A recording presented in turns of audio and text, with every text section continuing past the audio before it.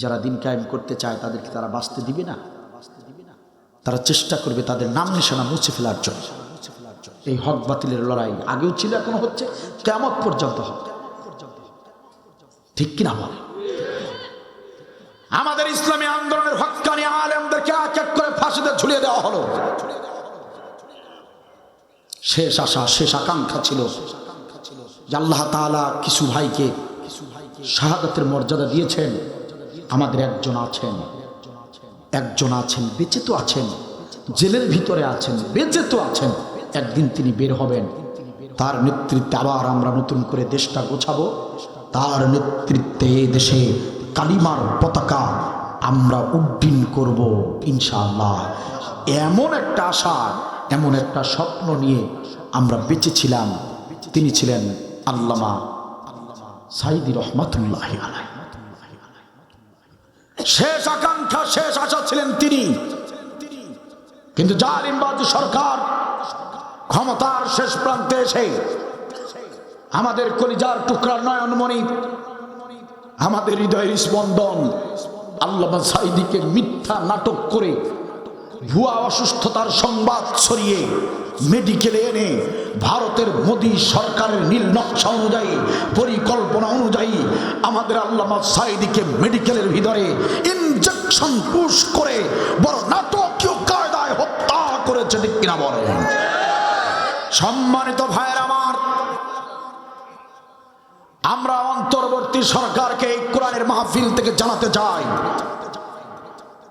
এ দেশে আর কারো হত্যার বিচার হবে কি হবে না জানি না, তবে আল্লামা সাঈদী হত্যার বিচার এই জমিনে হতেই হবে। এটা তৌহিদি মুসলমানদের প্রাণের দাবি। ঠিক কিনা বল? আমরা বলতে চাই, অন্তর্বর্তী সরকারের প্রধান ডক্টর ইউনূস, আপনি বানের পানিতে ভেসে ভেসে কুচুরি পানার মতো ক্ষমতায় বসেন নাই। আপনাকে ক্ষমতায় বসাতে গিয়ে আমাদের তরুণ ছাত্র ভাইয়েরা জীবন দিয়েছেন।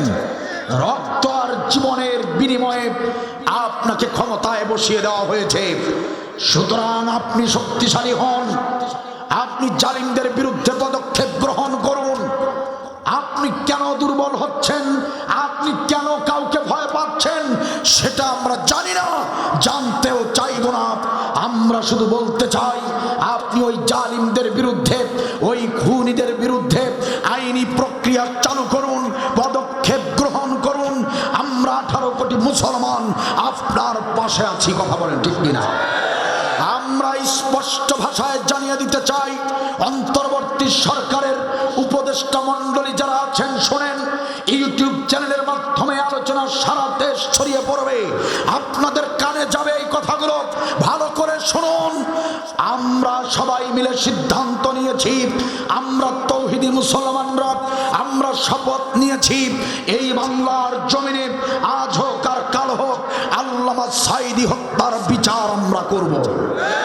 আমরা স্পষ্ট ভাষায় জানাতে চাই, আল্লামা সাঈদী হত্যার সঙ্গে জড়িত কুলাঙ্গার ব্যারিস্টার সুমন গ্রেফতার হয়েছে, ওই কুলাঙ্গার যেন জামিনে মুক্তি না পায় সে ব্যাপারে সজাগ থাকতে হবে। আমরা বলতে চাই, ডক্টর ইউনূস, আল্লামা সাঈদীকে যে ডাক্তারের তত্ত্বাবধানে রাখা হয়েছিল, ডাক্তার জামান এই বাংলার জমিন থেকে যেন পালিয়ে হিন্দুস্তানে যেতে না পারে সে ব্যাপারে সজাগ থাকতে হবে। আল্লামা সাঈদী হত্যার সঙ্গে যারা জড়িত কোন আসামি যদি বাংলার জমিন থেকে পালিয়ে হিন্দুস্তানে চলে যায়, তাহলে আমরা তৌহিদি মুসলমানরা সেদিন ঘরে বসে থাকবো না। আমরা প্রয়োজনে কৃষি ক্ষেত ছেড়ে দিয়ে রাজপথে যেতে বাধ্য হব। আমরা আমাদের ব্যবসা বাণিজ্য তালা দিয়ে আমরা রাজপথে যেতে বাধ্য হব। আমরা আমাদের সংসার পরিবার ছেড়ে দিয়ে রাজপথে যেতে বাধ্য হব। সারা বাংলার জমিনে দাও দাও করে আগুন জ্বলবে। আল্লামা সাঈদী হত্যার বিচার না হওয়া পর্যন্ত আমরা কেউ বাড়িতে ফিরবো না, কেউ বাড়িতে ফিরবো না, কেউ ফিরবো না। কারা কারা একমত? দুহাত তুলে আল্লাহকে দেখা।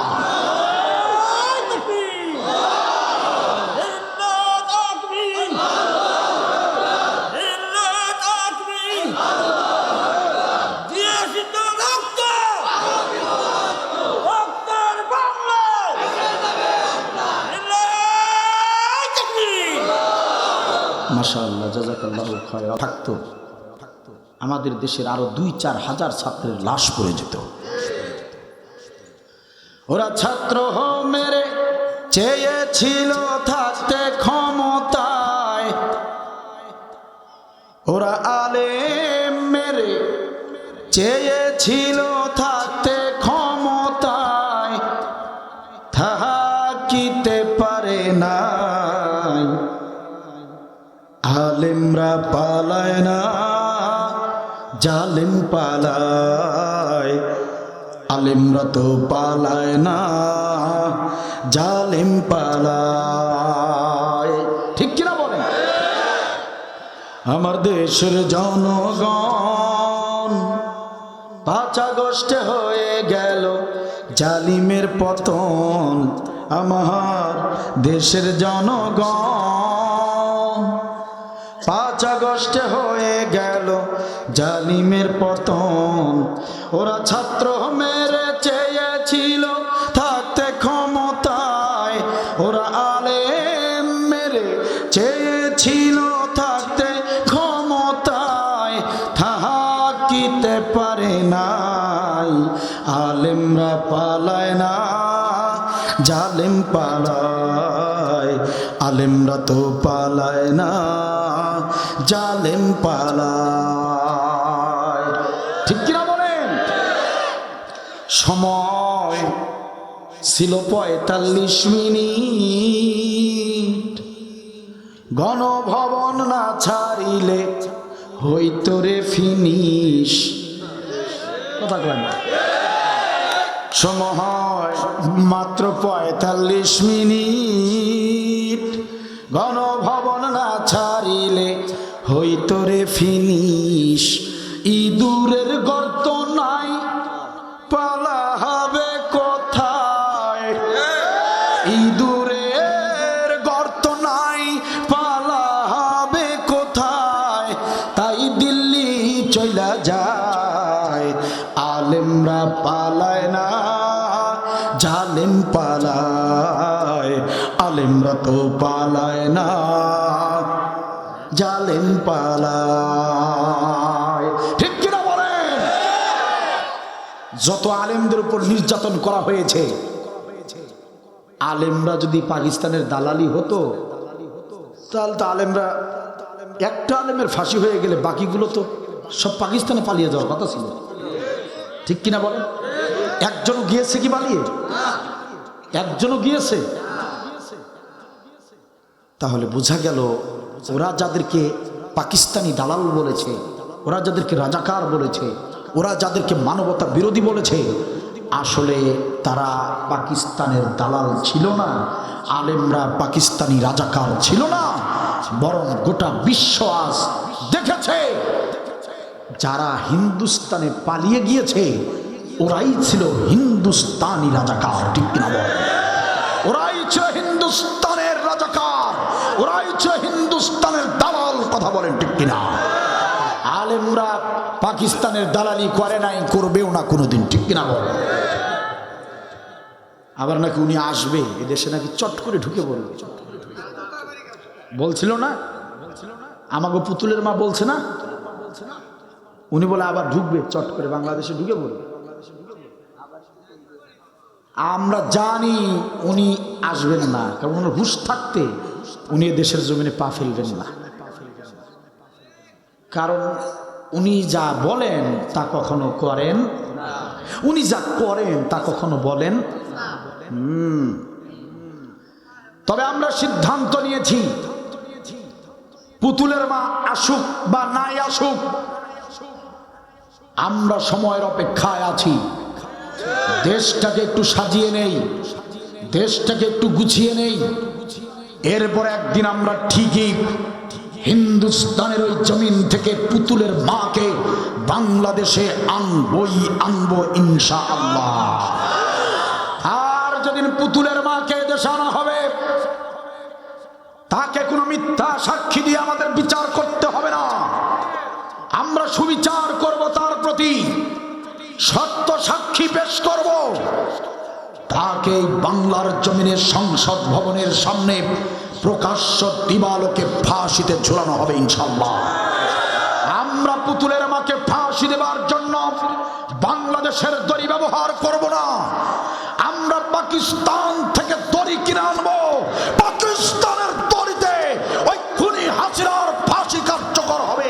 কারা কারা একমত? তো হাত তুলে আল্লাহকে দেখা। মাশাআল্লাহ মাশাআল্লাহ, হাত নামান। আল্লাহ সেই দিন পর্যন্ত আমাদেরকে বাঁচিয়ে রাখুন। আর পুতুলের মা তার আগে যদি মরে যায় সেটাও সিদ্ধান্ত নিয়ে রাখছি আমরা। কবর খুঁড়ে হাড্ডি গুড্ডি যা আছে ওগুলো নিয়ে আসবে। উনি যদি 50 বছর আগের স্বাধীনতা যুদ্ধের যুদ্ধাপরাধীর মিথ্যা নাটক করে মিথ্যা মামলা দিয়ে যদি হক্কানি আলেমদেরকে ফাঁসিতে ঝুলাতে পারেন, আমরা কবর খুঁড়ে হাড্ডি গুড্ডি এনে ওই হাড্ডি গুড্ডির বিচার বাংলার জন্য করতে পারবো ইনশাআল্লাহ। ঠিক কিনা বলেন? কারণ জিহাদের বিরুদ্ধে তারাই সবচেয়ে বড় নিকৃষ্টজনক কায়দায় বিরুদ্ধাচরণ করেছে। আপনারা দেখেছেন হলিয়াটিজেন নামের একটা হোটেলে নাটক, পুরা জঙ্গির নাটক তারা করেছে। বাড়িতে বাড়িতে জঙ্গি বোমা বানাচ্ছে বলে নাটক করে গ্রেপ্তার দেখিয়েছে। আন্তর্জাতিক মহলকে দেখানোর চেষ্টা করেছে আমাদের দেশে জঙ্গি আছে। জঙ্গি কারা? এই যে যারা দিন কায়েমের কথা বলে। কথা কি বুঝতেছেন? ইসলামী আন্দোলন যারা করে এরাই জঙ্গি। এটা বোঝানোর জন্য আন্তর্জাতিক মহলকে এসব নাটক করতো, আমাদেরকে জঙ্গি বলে। আমাকে অনেকবার গ্রেপ্তার করা হয়েছে। আমাকে একবার গ্রেপ্তার করার পর ওসি সাহেব আমার চোখ বেঁধে হাতে লাঠি নিয়ে আমাকে জিজ্ঞাসা করে, হুজুর আপনার কাছে কয়টা অস্ত্র আছে বলেন? আমাদের কাছে অস্ত্র আছে, এটা শয়তানও বিশ্বাস করবে না। ওরা নিজেরাও জানে যে আমাদের কাছে কোনো অস্ত্র নাই। ওরা ভালো জানে আপনাদের থেকে, ওই জালিমদের পুলিশ লীগ যারা ছিল ওই সময়, আপনাদের থেকে আমাদেরকে তারা ভালো চিনত। কারণ তারা দিনরাত 24 ঘন্টা আমাদেরকে ফলো করত। আমরা টয়লেটে কখন যাই সেটা ওরা খোঁজ রাখতো। ওরা ভালো করে জানতো আমাদের কাছে অস্ত্র নাই, কিন্তু আমাদের কাছে যেটা আছে সেটার সঙ্গে ওরা পারবে না। আমাদের কাছে আছে কোরআন। যেভাবে আমরা এই কোরআনের শিক্ষা যেভাবে জাতিকে দিচ্ছি, এই জাতি যদি একবার কোরআনটাকে বিজয়ী করে দেয় তাহলে ওদের নাম নিশানা এই দেশে থাকবে না। এই ভয়েই হক্কানি আলেমদেরকে তারা নির্যাতন করেছে। ঠিক কিনা বল? আমার আল্লাহ বললেন, গোলামের হতাশ হয়ো না। জালিম শক্তি বাতিল শক্তি তোমাদেরকে রাজাকার বলতে পারে, জালিমরা তোমাকে মানবতা বিরোধী বলতে পারে, জালিমরা তোমাকে দেশের শত্রু বলতে পারে, কিন্তু আমি আল্লাহ কোরআনুল কারিমে জানিয়ে দিলাম তুমি জিহাদের আমল করছো, তুমি আমার সবচেয়ে প্রিয় গোলাম। চিৎকার দেবেন আল্লাহু আকবার। কথা কি আমার নাকি আল্লাহ? আল্লাহ বলছে। সম্মানিত ভাইয়ের আমার, ভেবেছিলাম প্রাণ খুলে দীর্ঘক্ষণ কথা বলবো, সেই সুযোগ আজ হবে না। সম্মানিত ভাইরা, রাত অনেক গভীর হয়ে গিয়েছে। একান্ত আপনজনেরা আমার কান খুলে শোনেন, এই রাতটাই হতে পারে আপনার আমার কারো জীবনের জন্য শেষ রাত। আজকের এই আলোচনায় হতে পারে আব্দুল বারীর জীবনের শেষ আলোচনা। কাল সকালবেলার সূর্যটা দেখতে পারবো কিনা জানি না। কালকের সকালবেলার নতুন সূর্যটা দেখতে পারবো কি পারবো না কোনো গ্যারান্টি ওয়ারেন্টি নাই। ঠিক কিনা বলেন?